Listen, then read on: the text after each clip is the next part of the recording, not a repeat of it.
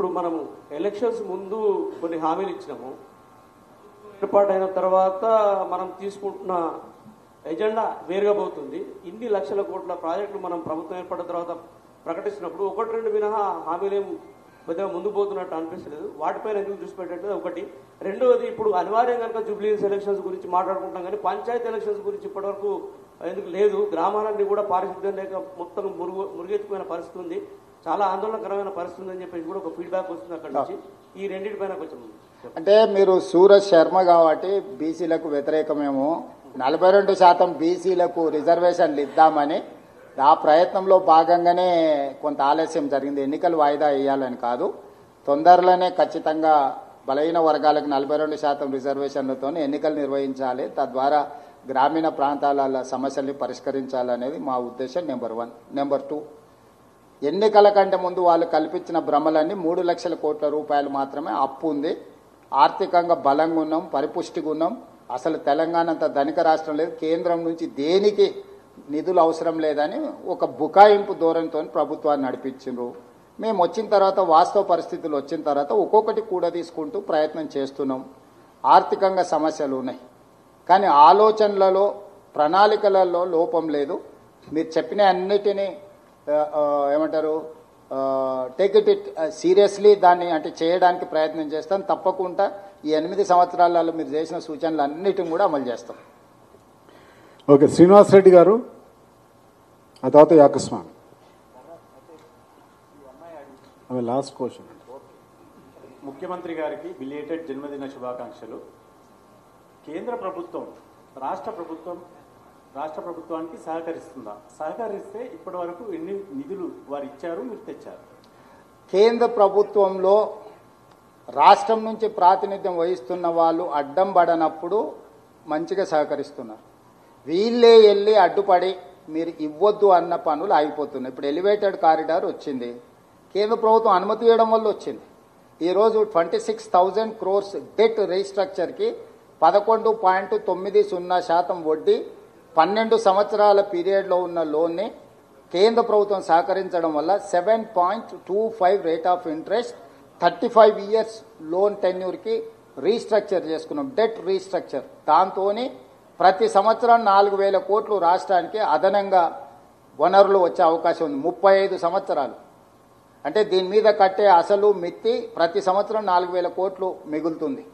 ఈరోజు northern part regional ring road కూడా ఒక కొలిక్ వచ్చింది, సదరన్ పార్ట్ని ఇంకొక పక్కకు తీసుకున్నాం. బుల్లెట్ ట్రైన్కు in principle they have agreed.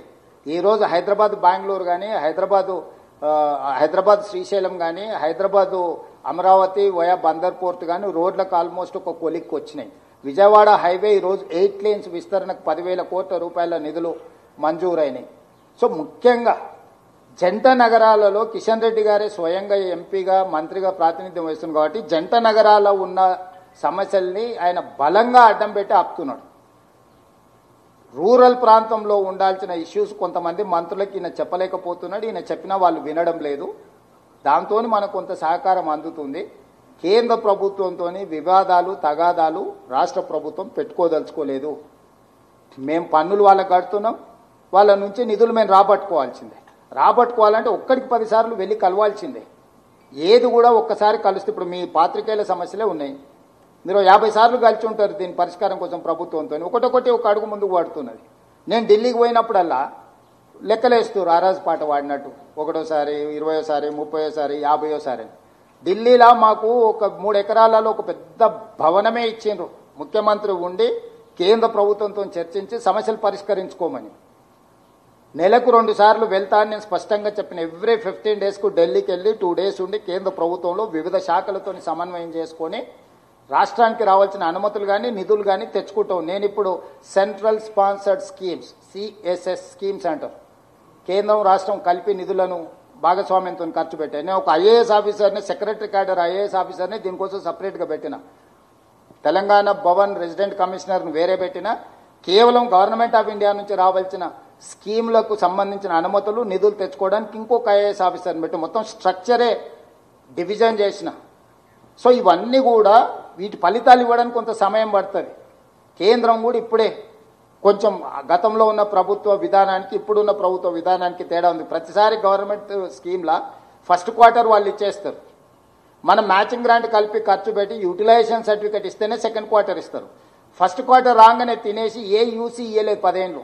ఇప్పుడు వాటన్నిటిని స్ట్రీమ్ లైన్ చేసి ఏ విధంగా కేంద్రం నుంచి 60% వస్తే ఎంబడే 40% అందులో కలిపి మేము పేమెంట్లు రిలీజ్ చేస్తున్నాం. అందుకే కేంద్రం నుంచి వచ్చే నిధులు పెరిగినాయి. రేపు వచ్చే అసెంబ్లీలో మొత్తం ఈ 2 సంవత్సరాలలో ఎన్ని కేంద్రం నుంచి తెచ్చుకున్నాం, ఎన్ని కలిపి చేసినాం, మొత్తం ప్రజలకు వివరాలు చెప్తా.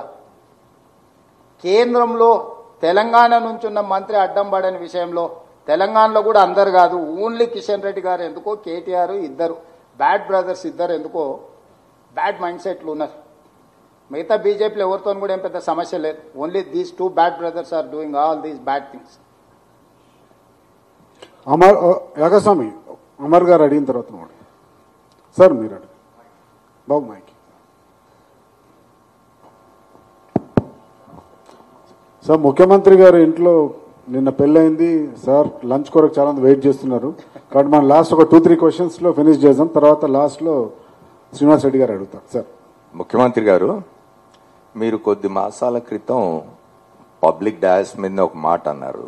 ఏంటంటే ఢిల్లీకి పోతే వీడు చెప్పులు ఎత్తుకపోతాడేమో అని భయపడుతున్నారు మమ్మల్ని చూసి అన్నారు. ఆ పరిస్థితి ఏమన్నా మారిందా? ఎందుకంటే ఇప్పుడు 2 years అవుతుంది, ఇంకో 1 నెల రోజులు అవుతే 2 సంవత్సరాలు పూర్తి అవుతుంది కాంగ్రెస్ మళ్ళీ అధికారంలోకి వచ్చి. మీరు తర్వాత 8 సంవత్సరాలు ఎట్లా డెవలప్ చేయబోతున్నాం రాష్ట్రాన్ని అని చెప్పినారు. ఈ 2 సంవత్సరాల కాలంలో గుణాత్మకంగా ఆ పరిస్థితిలో మార్పు ఏమన్నా వచ్చిందా? ఇప్పుడు ఢిల్లీ పోతే మిమ్మల్ని చూసి అంటే మీ మంత్రులను మీ అధికారులను చూసి చెప్పులెత్తుకపోయేవాళ్ళు అని భయపడకుండా ఉండే పరిస్థితి వాతావరణం ఏమైనా ఏర్పడిందా? వచ్చింది. ఇప్పుడు ఆ మార్పు వచ్చింది కాబట్టి పనులు కదులుతూ ఉన్నాయి. ఇప్పుడు ఒక నమ్మకం వచ్చింది, వీళ్ళు వాళ్ళలాంటి వాళ్ళు కాదు అని. ఇంకా బాగా చేస్తారనే దానికి ఇంకా కొంచెం ముందుకు తీసుకెళ్ళాలి. పాతోళ్ళు కొత్తోళ్ళు కొంచెం తేడా ఉంది. వీళ్ళు పర్వాలేదు, వీళ్ళ నమ్మొచ్చు, ఇంట్లో కూడా రానియొచ్చు, లోపలికి పిలిచి కూర్చోబెట్టి వాళ్ళు చెప్పేది వినొచ్చు అనే కాడికి వచ్చింది. ఇప్పుడు వింటున్నారు. వినడం వల్లనే చాలా వరకు కొన్ని సమస్యలకు అనుమతులు తీసుకొని వచ్చినాం. పరిస్థితుల్లో మార్పు వచ్చింది. ఇక అది వేగంగా పరిగెత్తాలి. ఆ వేగంగా పరిగెత్తించడానికి ప్రయత్నం చేస్తున్నాం. అందుకే ఒక నమ్మకంతోనే ప్రజలకు చెప్తున్నా, రాబోయే 8 ఏళ్లలో మన ప్రణాళికలు ఇవి. మనం ఒక గొప్ప నగరాన్ని కానీ గొప్ప అభివృద్ధి గ్రోత్ ఇంజన్ కింద రేపు భవిష్యత్తు ఆదాయాన్ని 2034కి $1 trillion ఎకానమీ, 2047కు $3 trillion ఎకానమీ కింద రాష్ట్రాన్ని అభివృద్ధి చేస్తామని నాకు సంపూర్ణమైన విశ్వాసం వచ్చింది.